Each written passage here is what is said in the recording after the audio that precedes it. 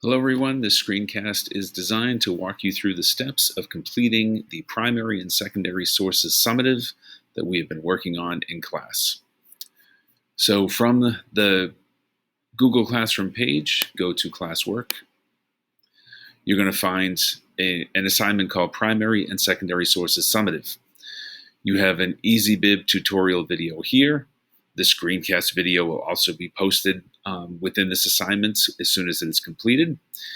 Here you have the directions for the assignment itself, what the expectations are, that you are finding examples of 2 primary and 2 secondary sources, locating those sources, analyzing those sources through soapstoning them, explaining how the information may help to make informed decisions about the present and future, particularly in regards to historical research around baseball. So remember too, you have to have a topic to take into consideration. We had done the writing prompt a few classes ago where you brainstorm topics. Let's go back to the assignment. What you're actually working on is this slideshow template that I had showed everyone, and it met with everyone's approval. So this is what we are working with. You have your title page on primary and secondary sources. The next page is the indicator. Again, what everybody is working towards is that students will be able to explain that history includes the study of the past based on the examination of a variety of primary and secondary sources, and how history can help one better understand and make informed decisions about the present and future. Your next step is to come up with a topic.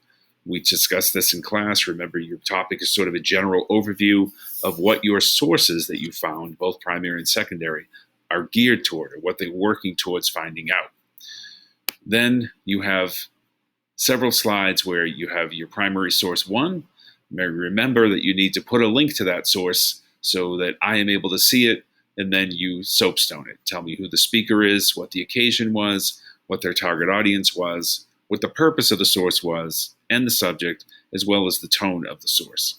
You're going to do that for primary source 1, the same thing for primary source 2, continuing with secondary source 1 and secondary source 2, again, using the same skill each time that you are identifying the speaker, occasion, audience, purpose, subject, and tone of each of the 4 sources that you have found.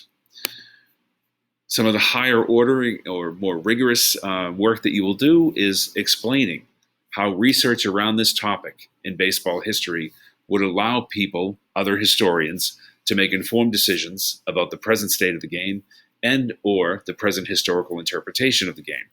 And again, it would all be entirely depending on the topic that you have chosen. Same thing with the future. How would this research not only affect the present analysis of the game, but moving forward, make a prediction about how it might impact the future of the game as well. And remember, the last thing you need to do for the 4 sources that you've used is to place your citations within this cell here.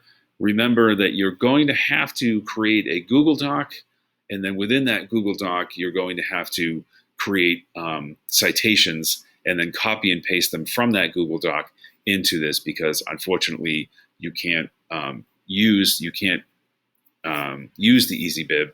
At least no one has been able to up until this point. So you're going to have to use it in Google Docs and then transfer it into this slideshow. That's it for now. I hope this was helpful, and please email me if you have any questions. Of course, we're going to be working on it during class, during the course of this week, the second half of each class, and good luck.